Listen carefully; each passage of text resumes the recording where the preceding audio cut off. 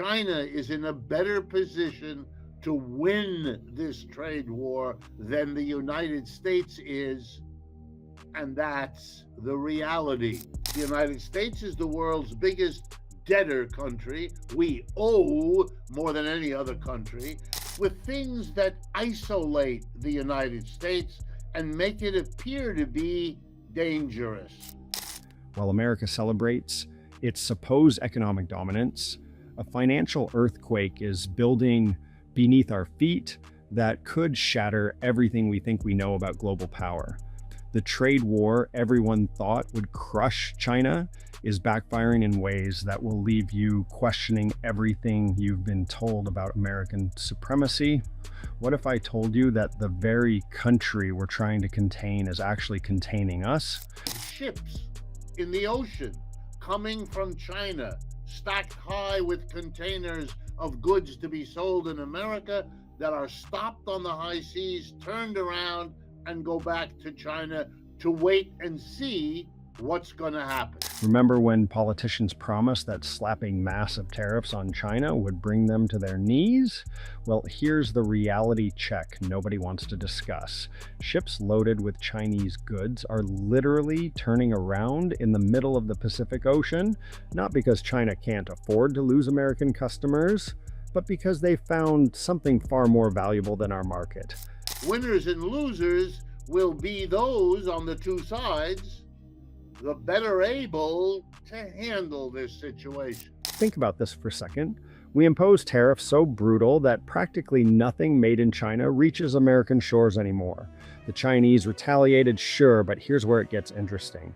They didn't panic. They didn't come crawling back begging for mercy.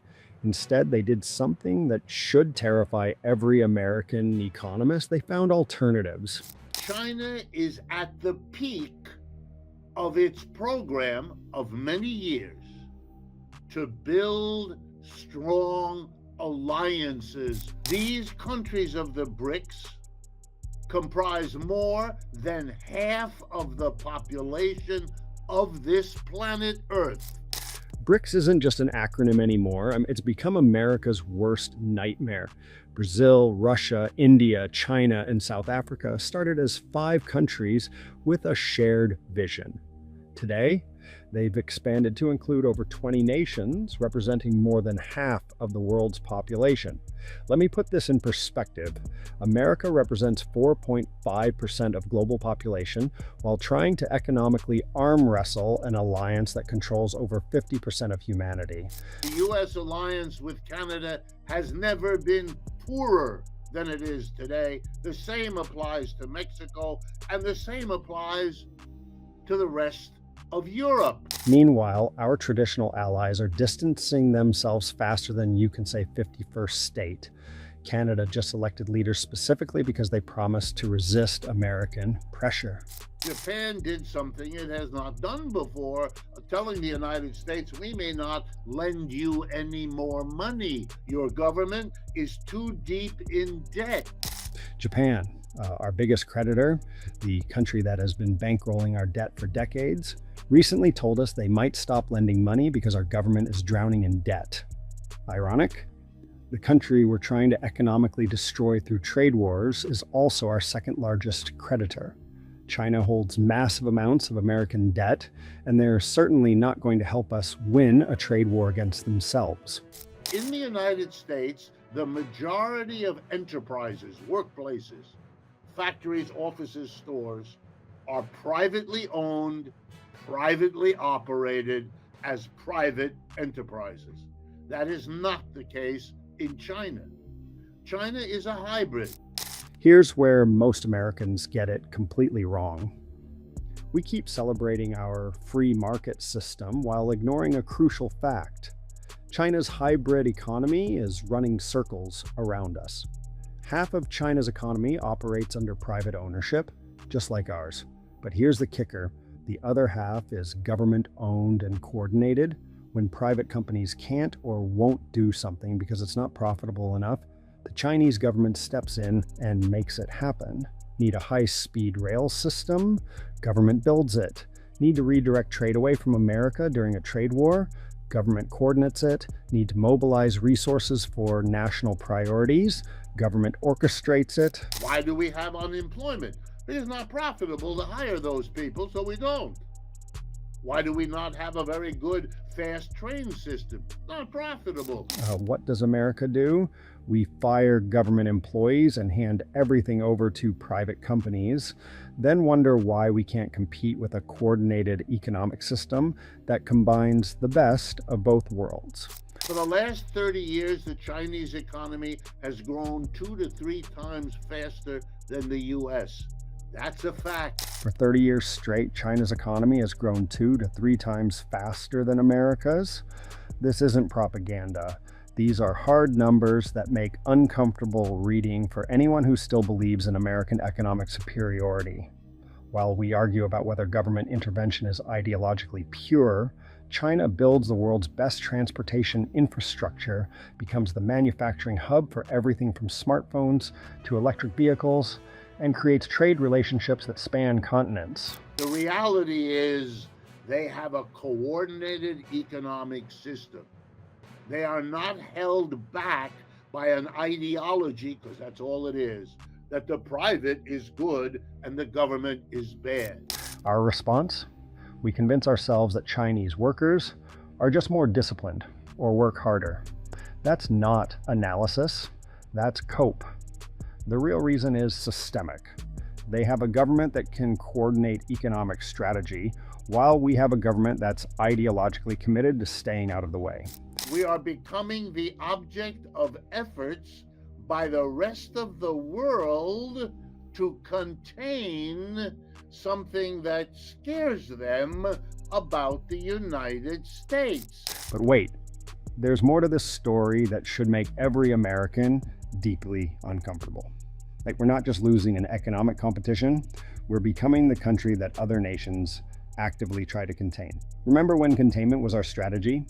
After World War II, we built military bases around the globe, conducted psychological warfare, and fought proxy conflicts, all in the name of containing Soviet communism. Now, the tables have turned so dramatically that the rest of the world is trying to figure out how to contain us. The only significant support that Israel has, money, weapons, political cover, is from the United States. And the global disagreement with Israel's policies in Gaza is becoming attached to the United States. Gaza has become America's albatross. While the vast majority of nations condemn Israeli tactics, America stands virtually alone in providing unlimited military and financial support. United Nations votes see hundreds of countries opposing American positions, with only Israel and maybe 1 or 2 others standing with us. We've managed to isolate ourselves on one of the most emotionally charged issues of our time. Mr. Trump has hit one country after another with tariffs. Countries that considered us as their close friends, their warm allies. Mexico, Canada, many European countries now look upon the United States as a danger. Tariffs have become America's weapon of choice, but we're wielding them like a drunk with a sledgehammer. Mexico, Canada, European allies, countries that considered us their closest partners, now find themselves threatened daily by American trade policies. We've moved beyond traditional trade disputes into something that looks suspiciously like economic warfare, but here's where it gets truly bizarre. We're now threatening secondary tariffs. Buy oil from Venezuela? We'll punish you with tariffs even though your transaction has nothing to do with us. This isn't normal international behavior. This is the kind of aggressive overreach that makes other countries start looking for alternatives to dealing with us entirely. We are becoming isolated as countries find themselves not in a discussion about trade relations, but under threats, daily threats from the leader of the United States, who doesn't even hesitate to imply or suggest military action if not given what he demands. The American Navy patrols the South China Sea while there's no comparable Chinese presence in the Gulf of Mexico. We maintain hundreds of military bases worldwide while calling other countries aggressive. We've imposed thousands of sanctions on businesses, industries, and entire nations, then act surprised when the world starts to see us as the aggressor. Quick pause here. If you're finding this analysis eye-opening, you might want to stick around because what comes next will fundamentally change how you think about America's place in the world. The subscription button is right there, and trust me, you don't want to miss where this story leads. Panama Canal, Greenland, making Canada the 51st state. These aren't campaign jokes anymore. American political leaders are openly discussing seizing territory belonging to sovereign nations, using language that sounds ripped from the worst chapters of colonial history. When was the last time you heard leaders from other major powers threaten to militarily acquire parts of distant continents? European countries are giving advisories to their tourists not to come to the United States the way they once did. European countries are advising their citizens to reconsider tourism to America.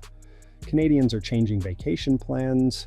Business leaders worldwide are quietly discussing how to reduce their dependence on American markets and American financial systems. This isn't happening because America is getting stronger. It's happening because desperate powers often become dangerous powers. The whole world has said enough with the embargo on Cuba. You've been doing it for over half a century. Cuba represents perhaps the most absurd example of American policy dysfunction. For over half a century, we've maintained an embargo that has failed at every stated objective. Change the Cuban government? Didn't happen. Alter Cuban society? Didn't happen. The only measurable result has been punishing ordinary Cuban citizens while strengthening the resolve of Cuban leadership. Why are you holding a grudge like that? Even your President Obama relaxed it for a while. You're now revving it up again? Every other major nation on earth has voted to end this embargo. Even our own President Obama relaxed it temporarily. But we've doubled down again, maintaining a grudge that serves no strategic purpose while damaging our credibility with virtually every other country on the planet.